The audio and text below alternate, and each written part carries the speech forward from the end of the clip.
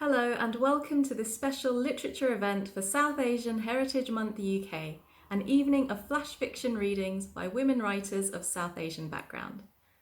Firstly, what is flash fiction and who are we?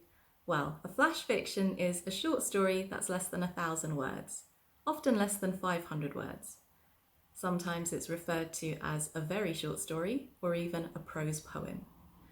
Tonight, I'm thrilled to share the work of 12 wonderful women writers from all walks of life, from early career and emerging writers to more established voices.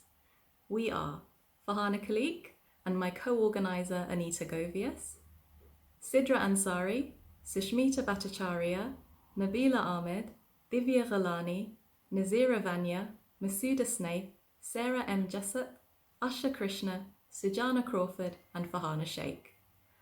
We are delighted to share our words with you. We begin with a story by Sidra Ansari.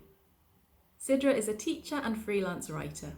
Her book, Finding Peace Through Prayer and Love, published by Beacon Books, came out in January of this year and is available on Amazon. She is currently homeschooling her 5 children and is happiest on their local working farm, surrounded by horses and nature, and writing her latest book for Ladybird Education. Hi, my name is Sidra Ansari and I'm going to read a little piece called A Bollywood Love Story. We all wanted a Raj. We all wanted a bad boy turned good.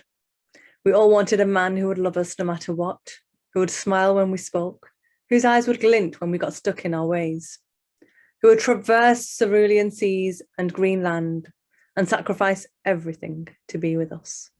We all wanted a man who would tell us that we shouldn't have to run away to be together, who would say it's best to listen to our fathers, who would beat the baddies and win us against all odds for a happily ever after ending.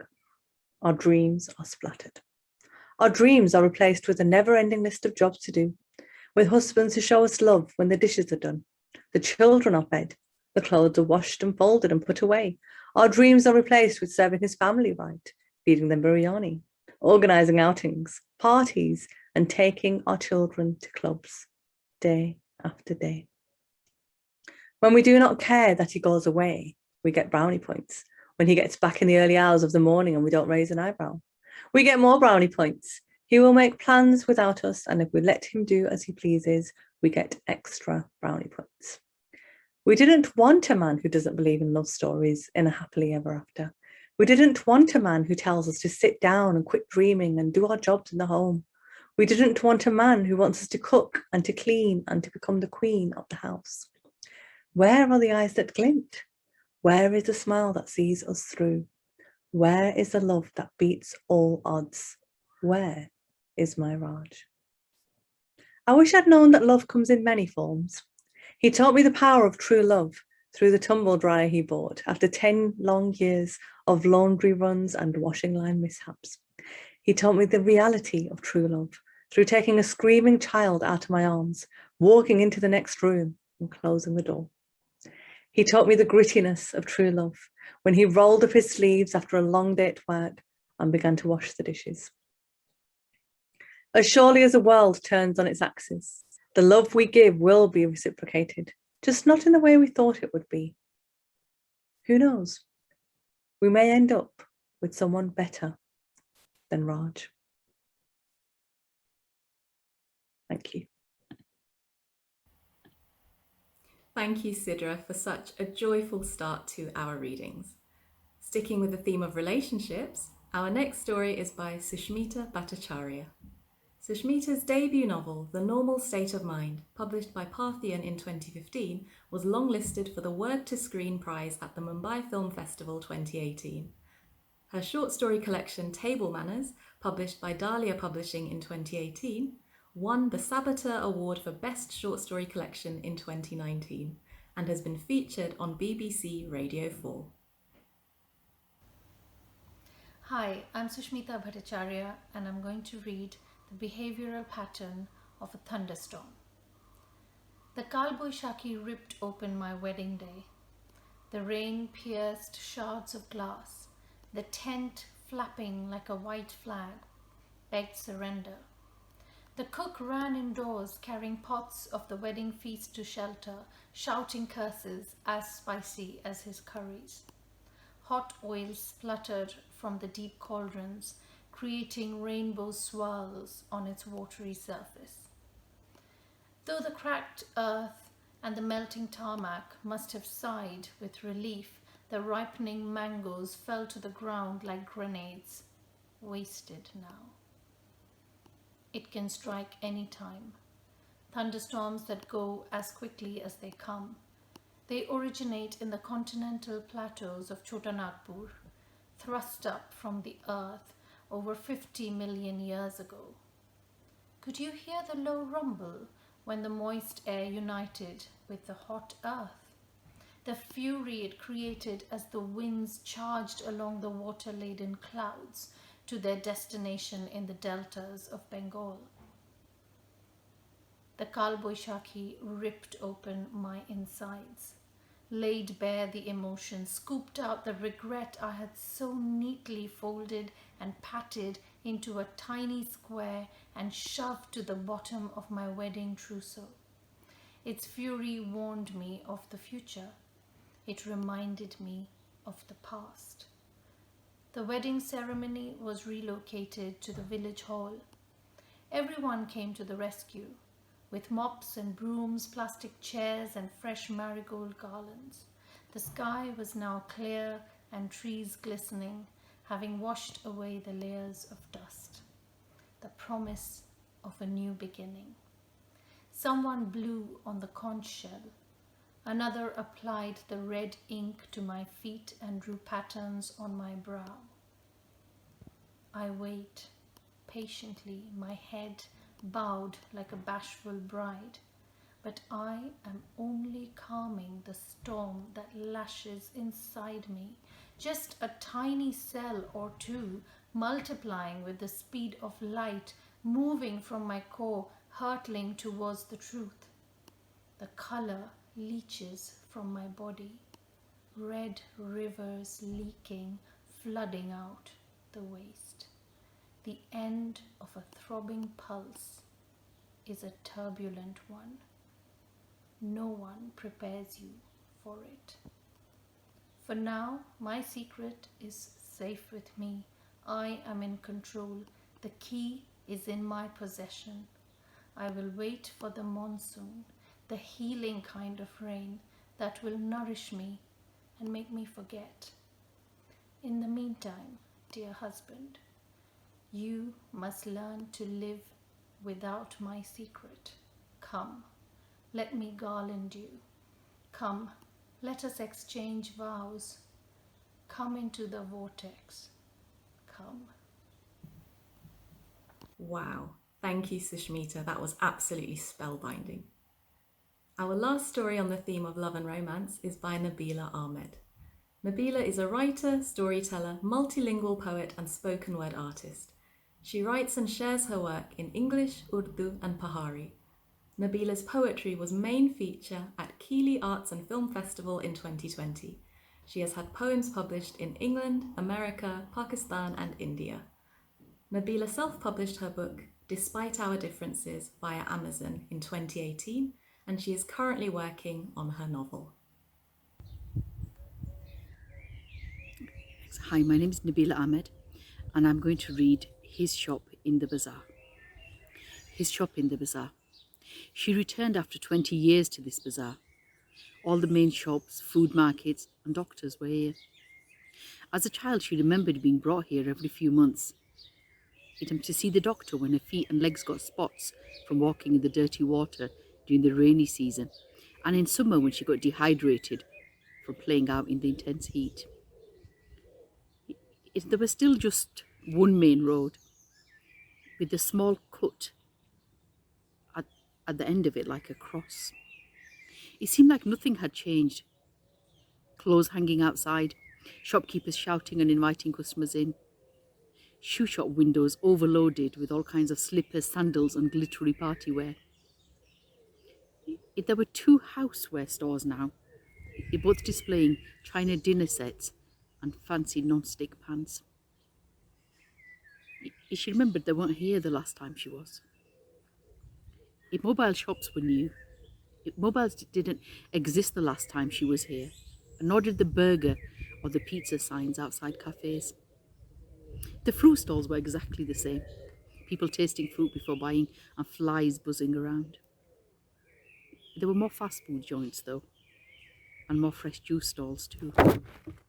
She parked a car outside a stall with an old metal machine for pressing sugarcane and wound down her window. The owner came running and took her order. He soon returned with 3 steel glasses filled with juice. She handed 2 to her children and drank from the third. Once they had finished, she smiled and the shopkeeper came and took away the money and the glasses. Finally, she plucked the courage and drove towards his shop. She parked the car to the side just off the pavement, her heart beating fast and making her feel lightheaded. Just outside the shop was displayed a huge photo of him with a message underneath, sadly missed. She remembered all the times she had come to his shop with her mum and how he had always found an opportunity to speak to her. In the beginning, just asking her what she studied and where. Then over the years, telling her. He waited for her to return when the season changed for new clothes and when school began for a new uniform. I know I only come to help my dad, but I never miss a day at work at those times. In case I miss you, even if I'm poorly, I sit at the shop. It will be months before you return. In the last year, he had told her that his family had got him engaged to his cousin abroad, but he just wanted to marry her and stay where he was. She had told him she too was due to marry her cousin abroad, and he shouldn't wait for her. They had both ended up in the same country, but only met once 5 years ago. Soon after that, she heard he had had an accident and died on the spot. She looked up at the photo again and tried to respond to her daughter, who was asking, "Why are you crying, Mum? Who is he?"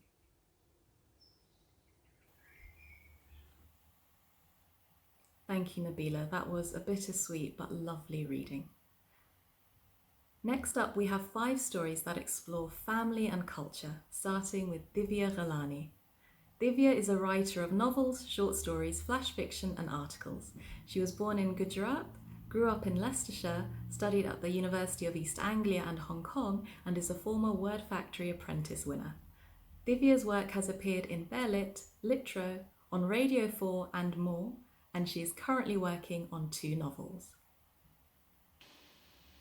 Hello all, my name's Divya Kalani. I'm a British writer based in Berlin. My short story is called The Peacock. It was written for Visual Verse several years ago. The Peacock.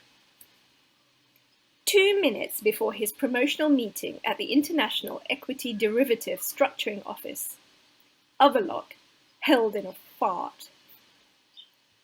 There was no time for the men's room, and the pressure to keep it in was causing him anxiety. It often happened when he least desired it. In bed with a lover, stuck in a lift, at a crowded city bar waiting for a beer. Inside his fear of farting was his upper caste, tight-skinned, light-skinned mother's voice. "Don't you do that. That's very bad. It's disgusting." Now, as Overlock waited for his report to print, he felt his nails digging into his thighs. "Stop it now. It's puerile. We're a good family. Don't you make a fool of us." Before she died, Ma had been the queen of the Double Bhakta household. She was the lightest skinned in the family and could pass for white with her hair and clothes styled. In that town in the south of England where they had moved when he was 6, Ma was always putting on airs. Praised for her exotic eyes and newly cut English accent, Overlock's Ma learnt to walk straight back and glorious into spaces he could not. A free leg of lamb at the butcher's, an invitation to the church fete, a wink from the market stallman. His father, admiring of and disconcerted by his wife's easy assimilation, called her "my royal blue peacock." Overlock had a Harvard MBA, a first-rate Royal Bank of Scotland job, and Tina the good-looking accountant on speed dial.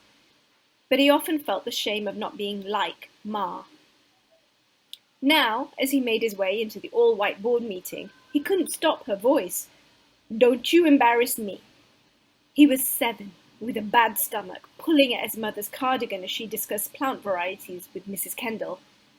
He had made such a bad noise that Ma twisted his arm and dragged him to the nearest toilets to slap him. "Sorry, Mrs. Kendall, so sorry for that. Sorry, Mrs. Kendall, then. How dare you do that in front of Mrs. Kendall? Don't you ever do that to me again. Chee, you dirty, nasty boy." Later, Mrs. Kendall's son had backed him into a wall. "Hey, Packy Packy, does your bum smell of curry? Let's smell. Fucking hell."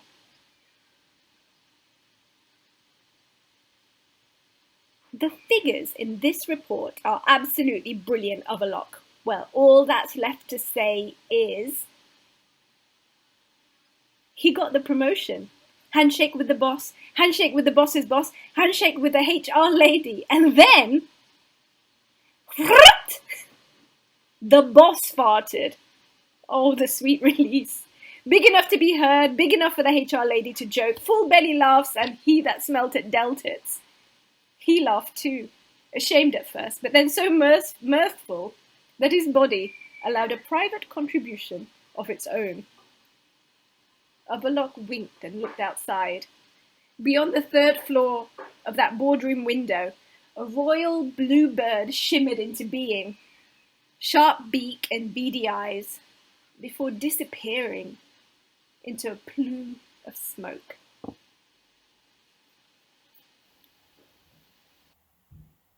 Thank you, Divya, for a delightful reading. Sticking with the theme of cultural expectations, we hand over to my co-organiser, Anita Govius. Anita is British Asian and based in London. She's on the editorial team at Flashback Fiction, an editor at Mythic Picnic's Twitter zine, and she's an editor for The Flash Flood.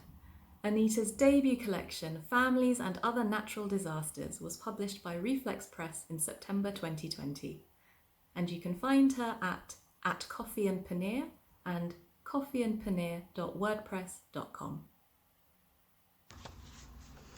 Hello, my name is Anita Govius and I'm going to be reading my flash fiction story, What Really Gets You is the Rising Heat. It was first published in Spelk and is also in my flash fiction collection, Families and Other Natural Disasters from Reflex Press.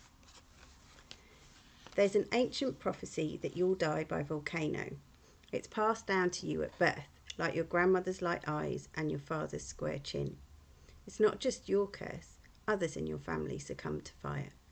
Your great-grandmother was as happy at the birth of her daughters as at her sons. After the 3rd girl was born and her inability to learn proper values was firmly established, she went outside to fetch the rice pot from the cooking fire before it bubbled over.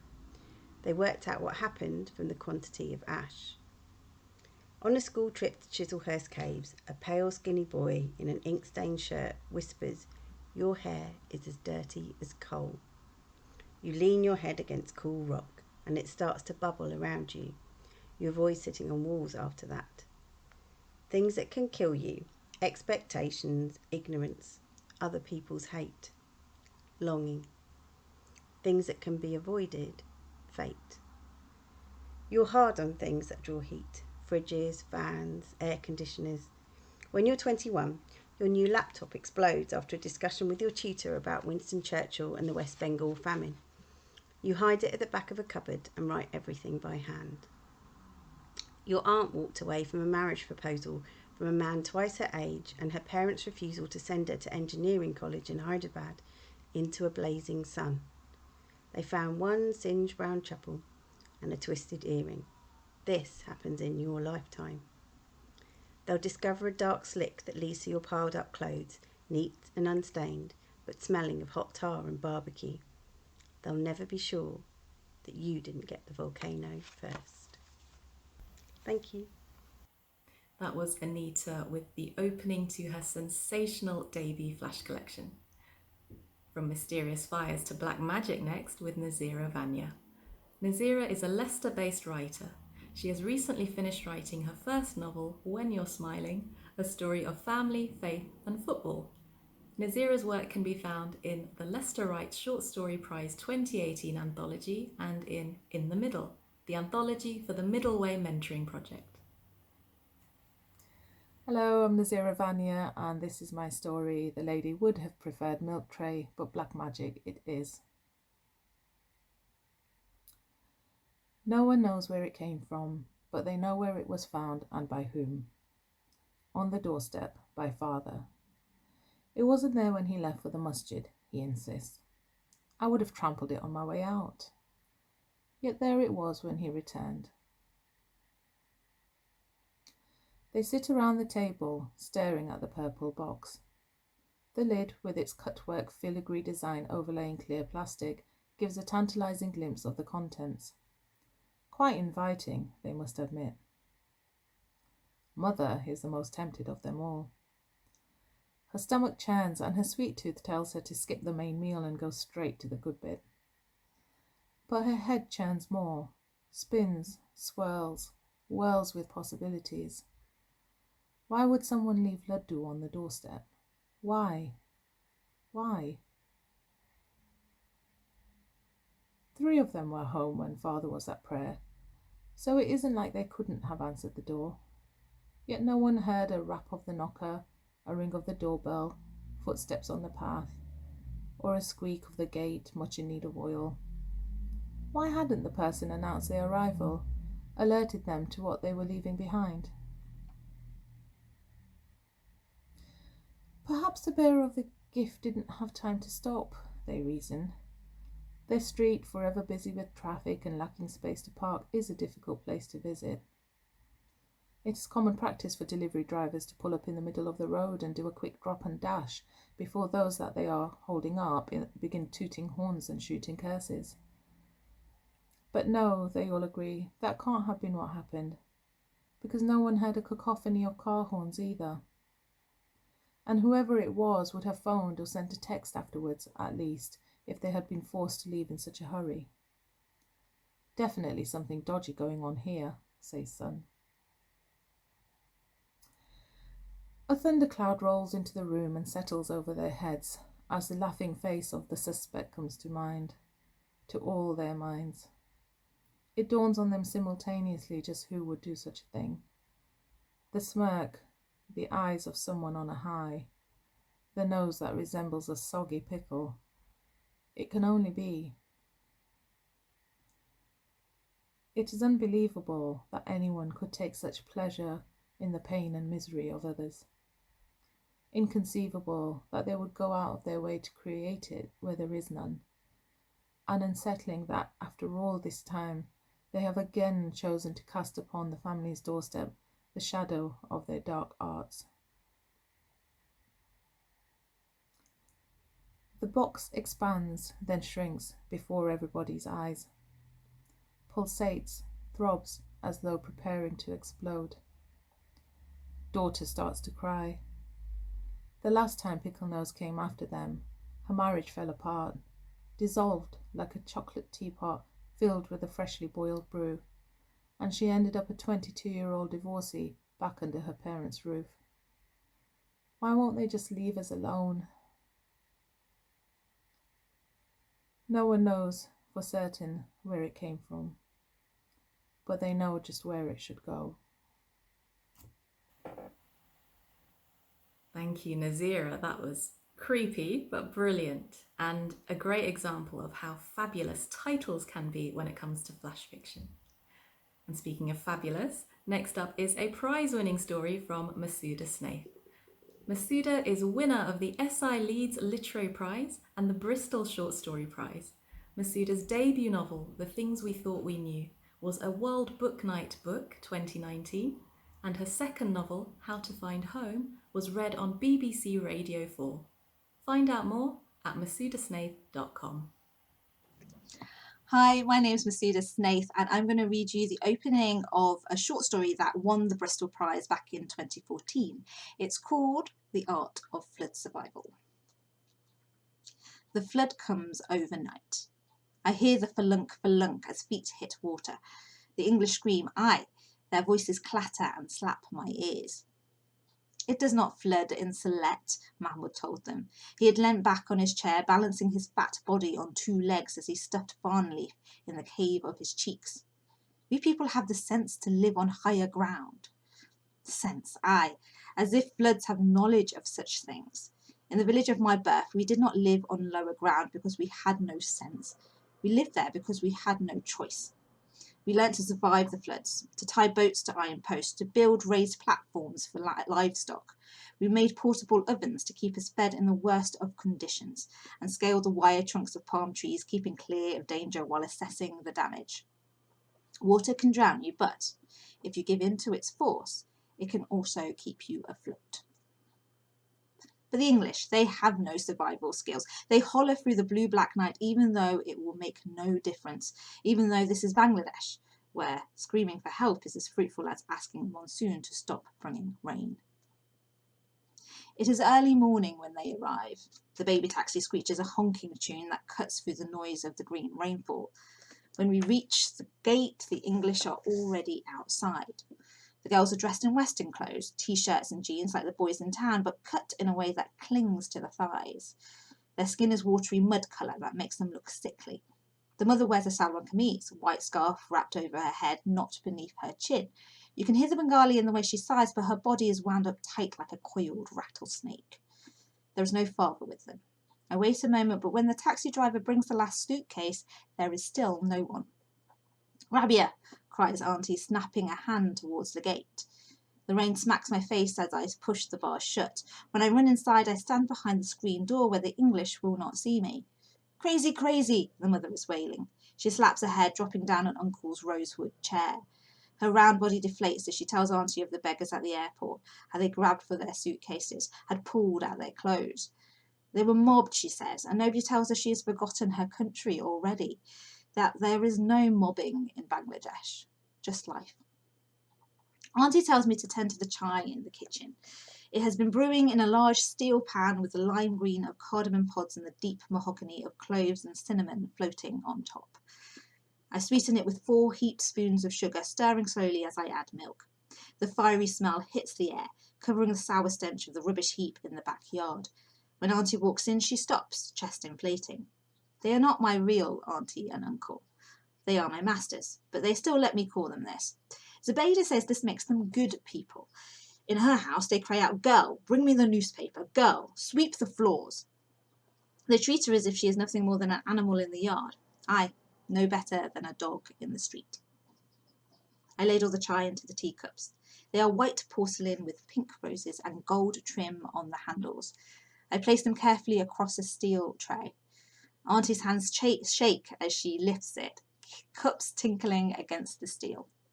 I hope the guests will think this is because of age and not because she is worried about Mahmoud arriving home earlier than Uncle.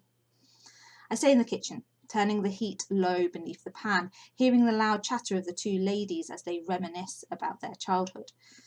Rabia, Auntie cries. When I run into the main room, the English girls are limp on their seats.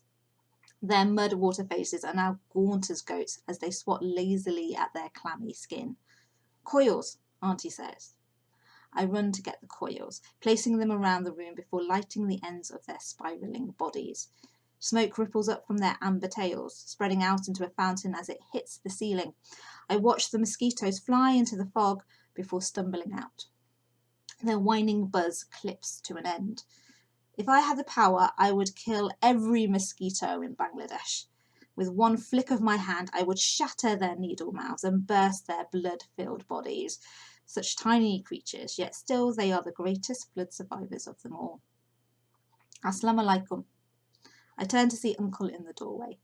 He stands in his long white kurta like the great egret standing in the tall grass of the paddy fields.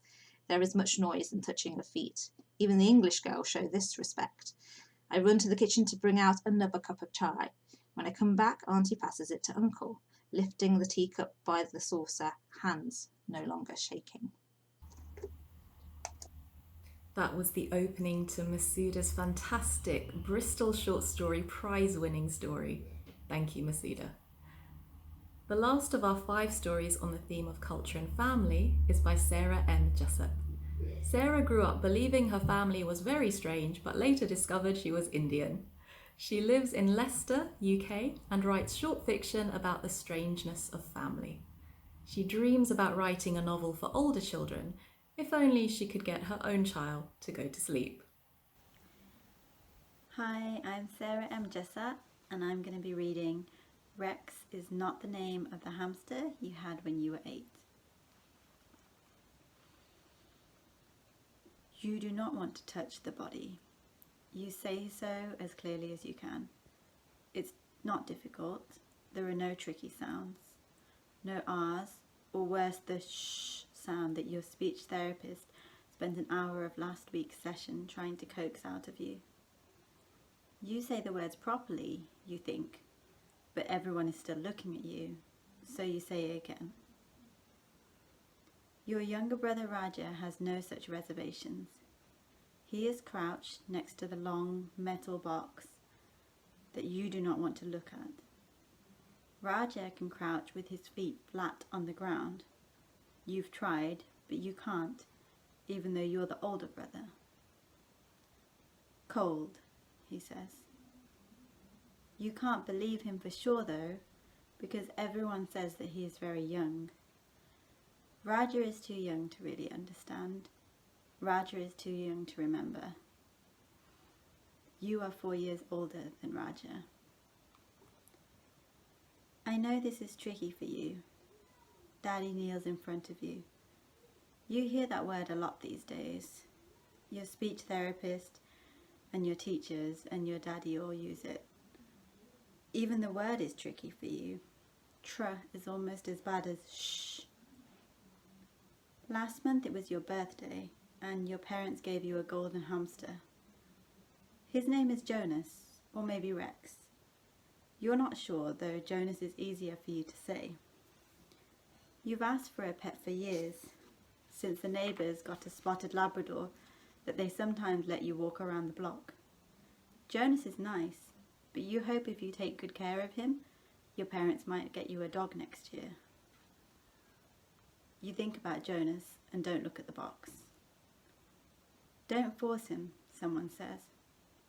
Daddy sighs and stands up. Go and play then, he says. You go upstairs, take Jonas out of his cage and hold his warm body in your 2 hands. Feel the heat through his golden fur. The next week Jonas is renamed Freddy, and months later turns still overnight without warning. This too you do not touch, and when Daddy asks you if you would like a dog, you shake your head.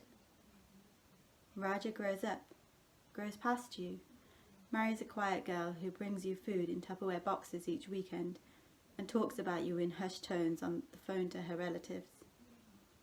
You dote on your nieces and nephews, visiting newborns in the hospital and gifting older ones with sweets and toys, but never pets. You turn 43, still 4 years older than Raja, now 1 year older than Mummy. You wonder what might have happened, what your life might have been like if Daddy had asked one more time.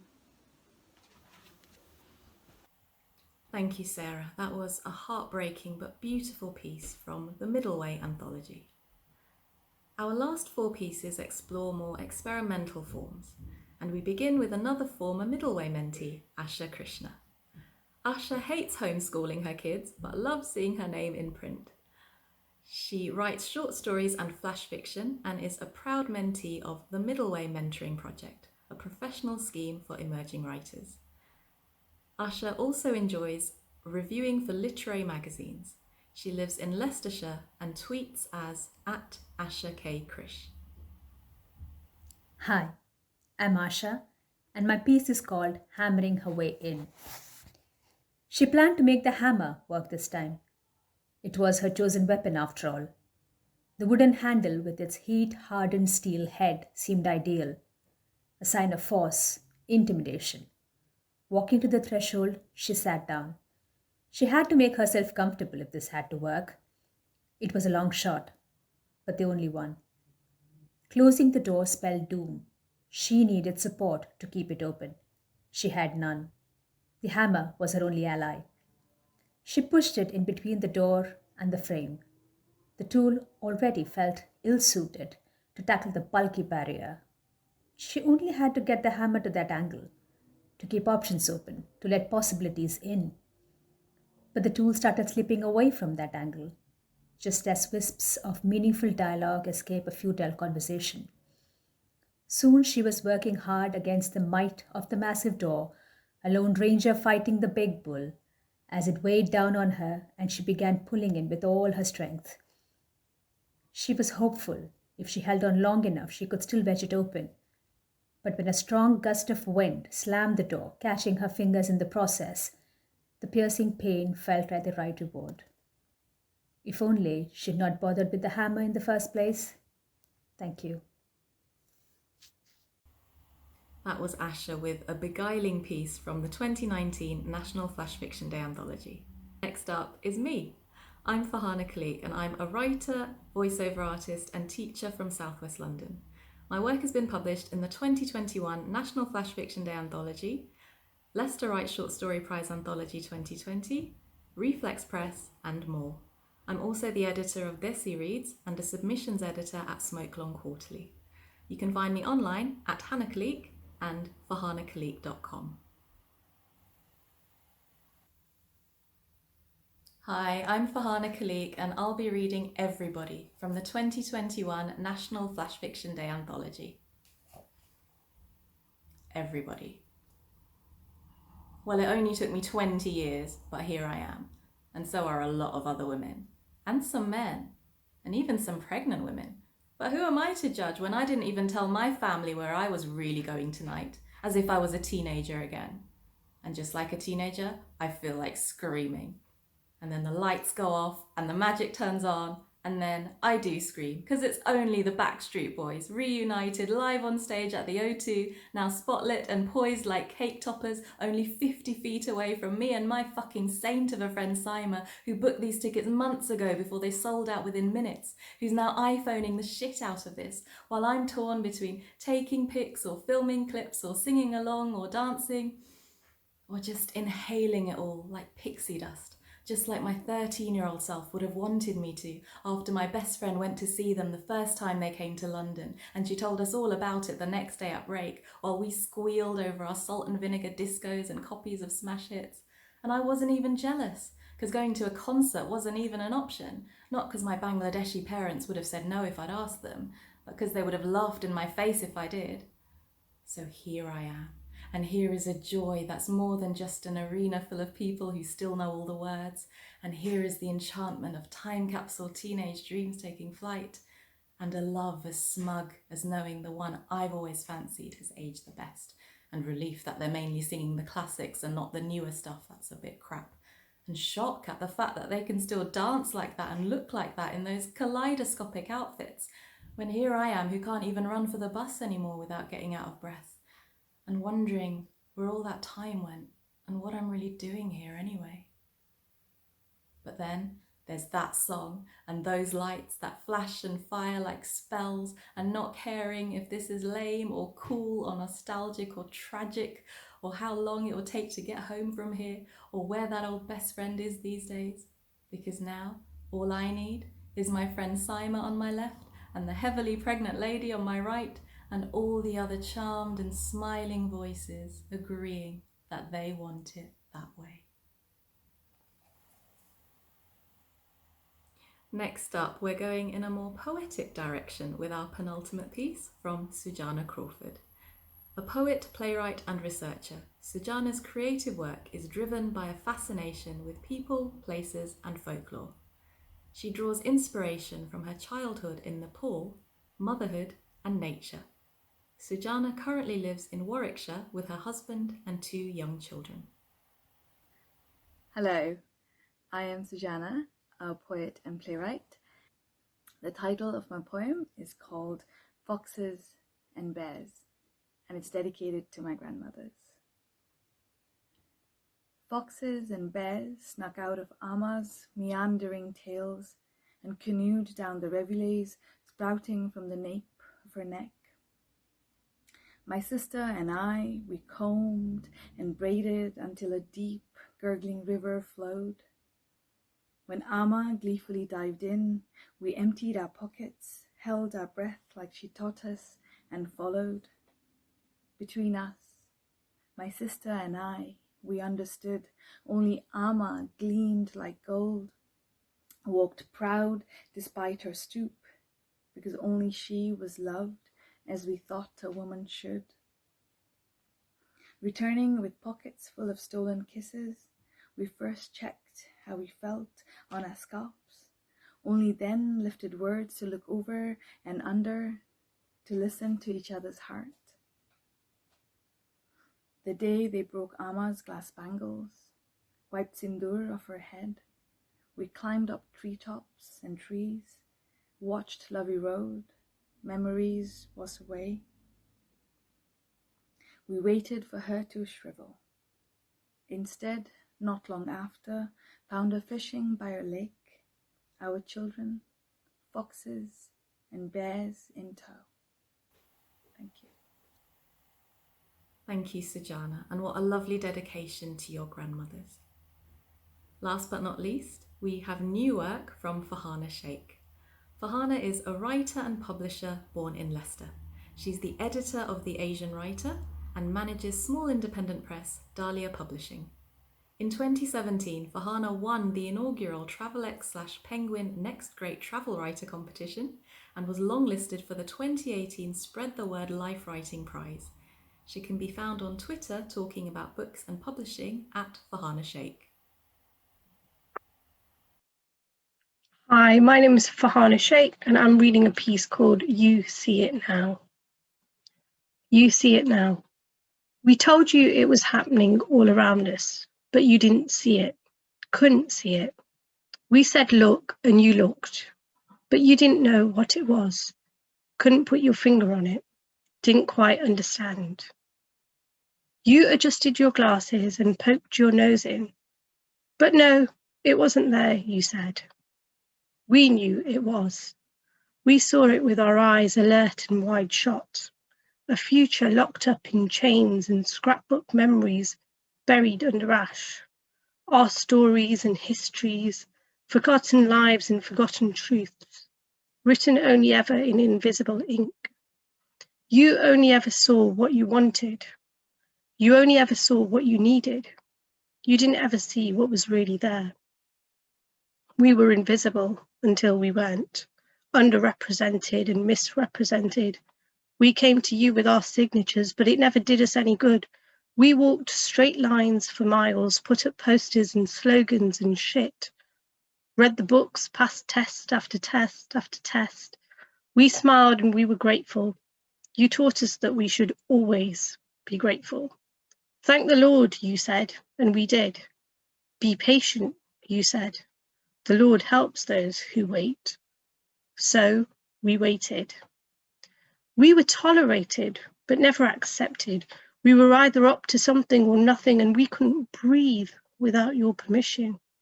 You didn't see it, but you knew something, felt something wasn't quite right. You scored A's while we were scraping C's.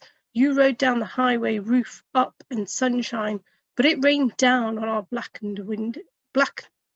up windows. When they came for us, time and time again, you put your hand up, blamed it on the ghettos we chose to live in, the poverty traps and stats we couldn't escape, the choices we made for ourselves when we didn't even have choices. We never had the same choices. You didn't see it then. You see it now, unfolding in clouds of thick black smoke. You see it now unleashed in dog walks in the park. You see it now in toppled statues left to drown. You see it now in the lives of boys and girls, women and men, those of us denied a voice. You see it, you feel it, you know it. You were always safe when we were not safe.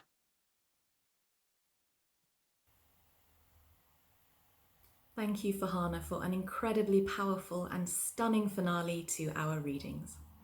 And that concludes our evening. Thank you so much to all of our wonderful writers, Sidra Ansari, Sushmita Bhattacharya, Nabila Ahmed, Divya Ghalani, Anita Govias, Nazira Vanya, Masuda Snaith, Sarah M. Jessup, Asha Krishna, Sujana Crawford, and Fahana Sheikh. Thank you all for sharing your wonderful stories and voices. And thank you to all of you for watching. For more information about us, or about reading or writing flash fiction, feel free to follow us on our social media and websites. Finally, thank you so much to South Asian Heritage Month UK for hosting us. We hope you all have a fantastic rest of the month.